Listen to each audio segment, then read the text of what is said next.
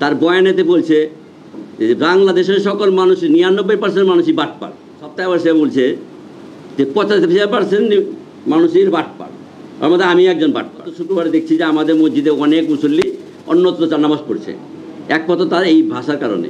আজকে এই সাংবাদিক সম্মেলন করার একটা বিষয় আমাদের ইমামকে নিয়ে হাফেজ মাওলানা মুফতি গিয়াসউদ্দিন আল মামুন, উনি 5ই আগস্টের আগে তৎকালীন আওয়ামী ফ্যাসিস্ট আমলে তখন এই মসজিদে ইমামতি করে। 18 জুলাই তাকে কর্মচ্যুত করা হয়েছিল। সে বলছে তার এই ভিডিওতে যে জুলাই ছাত্রদের কথা বলাতে তাকে নাকি চাকরিচ্যুত করা হয়েছে। যাই হোক, ফ্যাসিস্ট সরকার চলে গেছে। 5ই আগস্টের পর একটা গণতান্ত্রিক একটা স্বাধীন দেশ একটা হয়েছে। তাকে কিন্তু আবার এই বর্তমান যারা কমিটিতে এখন আছে, তখন ছিল তারা কমিটির বাইরে ছিল, তারা একটা এলাকার গণ্যমান্য ব্যক্তি তখন নিয়ন্ত্রণ করতো, যেহেতু তখন একটা দেশে একটা অবস্থান তখন ছিল না কিছু, তারাই কিন্তু তাকে নিয়োগ দিয়েছে। তার ভাষায় যে বলতে রাজনীতি হয়ে তাকে কি কর্মচ্যুতি করা হয়েছে। আমি তার এই কথাতে প্রোটেস্ট করে আমি শুরু করছি আর কি। তাকে যদি রাজনীতিভাবে চিন্তা ভাবনা করা হতো, তাকে তো পুনর্নিয়োগ করা হতো না এখানে। এই যে কমিটি আজকে বাদ করেছে, এই কমিটি তাকে নিয়োগ দিয়েছে। যাই হোক, আমরা তাকে রাজনীতিভাবে আমরা চিন্তা ভাবনা করিনি গা, এবং যে তাকে যখন আমরা তাকে সম্মানিতভাবে ডাক দিয়েছি এখানে, তখন আমরা কোনো পলিটিক্যালভাবে কোনো কথা বলা হয়নি। সে যে আমাদের যে নিয়োগপ্রাপ্ত যে কতগুলি রুলস আছে, সেই রুলসে যে সিগনেচার করেছে, চাকরি আবার নতুন করে নবায়ন করেছে, সেটা হইল আপনার 19/2/2025। সে আমাদের যে ফর্ম আছে সেই ফর্মটা পূরণ করে সে চাকরিতে নতুন করে নিয়োগ হয়েছে। এখানে আমাদের যে রুলসগুলো ছিল, ইমাম সাহেবকে প্রত্যেক দিন নিয়মিত নামাজ পড়তে হবে, মুয়াজ্জিমকে প্রতিদিন ওয়াক্ত অনুযায়ী আযান দিতে হবে, মুয়াজ্জিম ও খাদেমদের মসজিদ সঠিকভাবে পরিষ্কার পরিচ্ছন্ন রাখতে হবে, মসজিদ কোনো অবস্থাতেই খালি রেখে কোথাও যেতে পারবেন না, ইমাম ও মুয়াজ্জিম ও খাদেম যে কোনো একজন অবশ্যই থাকতে হবে, ইমাম মুয়াজ্জিম ও খাদেম 45 দিন পর পর ছুটি কাটাতে পারবেন, সর্বোচ্চ 6 দিন। কোনো প্রকার জরুরি বা অসুস্থতা দেখা দিলে কমিটির কাছে বলে ছুটি নিতে পারবেন। শুক্রবার তাফসিল বয়ান কোরআন ও হাদিসের আলোকে করতে হবে। কোনো প্রকার রাজনৈতিক উদ্দেশ্য নিয়ে বয়ান করতে পারবেন না। অত্র মসজিদে কোনো মুসল্লি বা বাড়িওয়ালা মৌখিক বা লিখিতভাবে অভিযোগ দায়ের করে বা উক্ত অভিযোগ যদি কমিটির কাছে প্রমাণিত হয়, তাহলে কমিটি চাকরিচ্যুত করতে পারবে। ইহাতে আপত্তি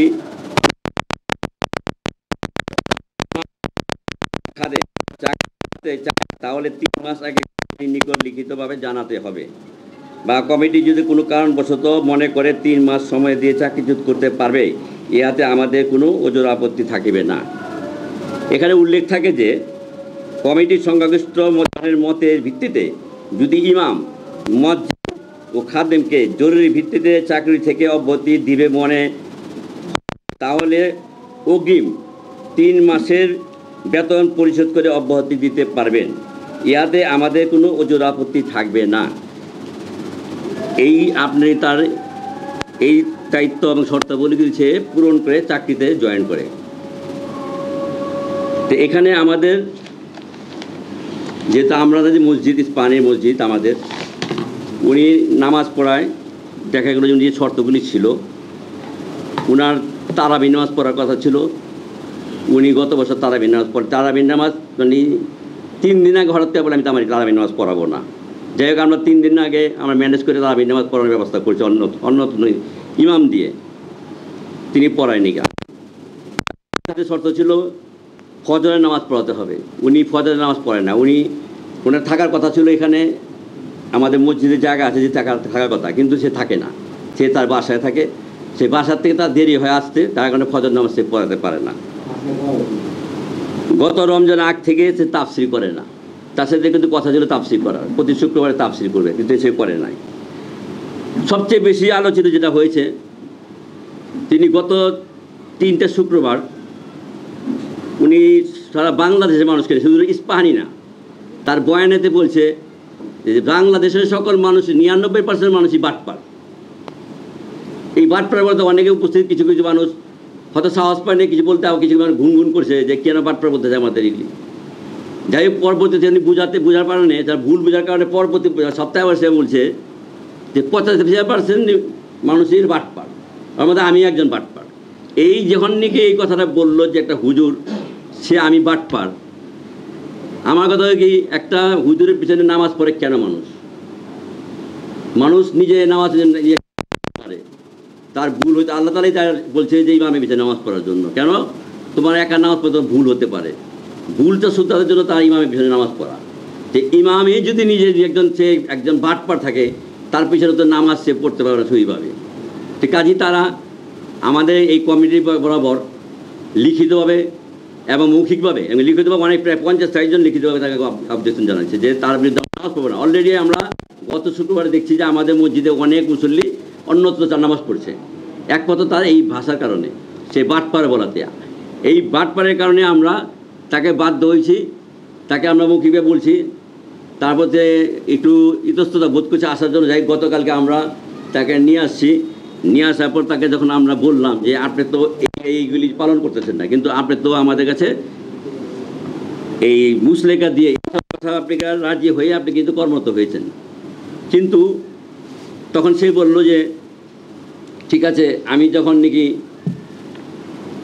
আমার কর্মকাণ্ড করতে পারিনি, আপনারা যা রায় দেবেন তাই আমি মেনে নেব। তখন আমরা বললাম যে আপনারা তো কমিটি চায় না আপনাকে আর ইমাম হিসেবে রাখার জন্য। তখন বলল আলহামদুলিল্লাহ, ওকে, আমার কোনো আপত্তি নাই। সে সব কিছু স্বীকার করে নিয়ে আমাদের যে রুলস আছে এবং এই রুলস অনুযায়ী তাকে আমরা 1 মাসের বেতন, যেহেতু উনি চাকরি করছে 1 বছর ছিল, 1 মাসের আমরা বেতন, পুরো বেতন 22,000 টাকা তাকে দিয়েছি। 18,000 টাকা বেতন, 4,000 টাকা তার খাবারের কারণ। আমরা নিয়ম অনুযায়ী বেসিক বেতন পাই, যেহেতু পরবর্তী 3 মাসে তাকে আগাম বেতন দেওয়া হচ্ছে, এই নিয়ম অনুযায়ী তাকে বেসিক বেতন দেওয়া হবে, কিন্তু টাকা কিন্তু পায় না, যেহেতু চাকরিরত নাই তিনি। কিন্তু তিনি কিন্তু আমাদের কাছে দাবি করলো পরবর্তীতে, ঠিক আছে আমাকে যখন বলছেন যে আমাকে 4,000 টাকা দিবেন না কেন, উনি 12,000 টাকা দাবি করলো। আমরা তার দাবির মতো আমরা তাকে 12,000 টাকা, তাই একটা সুন্দরভাবে সব কিছু চলাফেরা করুক। আমরা যে বিগত 1 বছরে যে সমিতি যে দায়িত্ব আমরা নিয়েছি, এই ইস্পাহানির লোকরাই বলতে পারবে যে এই সমিতিটা কত স্বচ্ছভাবে চালা যাচ্ছে। আপনি গত ফ্যাসিস্ট সরকার আমলে এই দীর্ঘ সমিতির বয়স প্রায় 25-26 বছর বয়স, এই সমিতির কোনো ফান্ডে 1টা টাকা থাকতো না।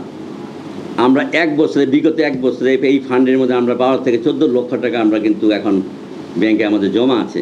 কারণ এখানে 1 টাকা দুর্নীতি করা হয় না, এবং আমাদের যে মসজিদের টাকা যে মেরে খেয়েছিল তৎকালীন আওয়ামী লীগের ফ্যাসিস্টরা, ওই মসজিদে 12 লক্ষ টাকা আমরা উঠাইছি। ওই মসজিদ থেকে টাকা উঠায় আমরা কাজ করতেছি। কাজে এতেই প্রমাণিত হয় আমরা কোনো ধরনের রাজনৈতিক কোনো এখানে আমাদের আশ্রয় এখানে নাই। আমরা এখানে সততার সাথে আমরা পরিচালনা করতেছি। এখানে যদি আমাদের কোনো ট্যাগ দেওয়া হয় তাহলে তারে অবশ্যই তারা ভুল। সে আমাদের ইমাম, তাদের আমরা খুবই সম্মান করতে, আমাদের 1টা বছর সে নামাজ পড়েছে, আমরা তো কখনো কিছু বলিনি। এখন যেহেতু যারা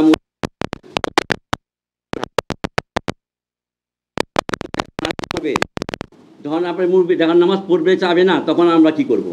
তখন বাধ্য হয়ে আমাদের মুসল্লির কথা শুনে আমরা তাকে রাখতে পারি। কাজেই আমরা তাকে এটা বিদায় দিয়েছি। এই কারণেই সে আমাদের বাটপার বলছে, এই বাটপারের কারণে কিন্তু আমরা অন্য ইগুলো আমরা তো মাথায় নেই নি, তাকে মৌখিকভাবে কিন্তু সেই ইচ্ছা মতো সমিতির কাছে বলার জন্য আগে আমরা কিছু বলিনি।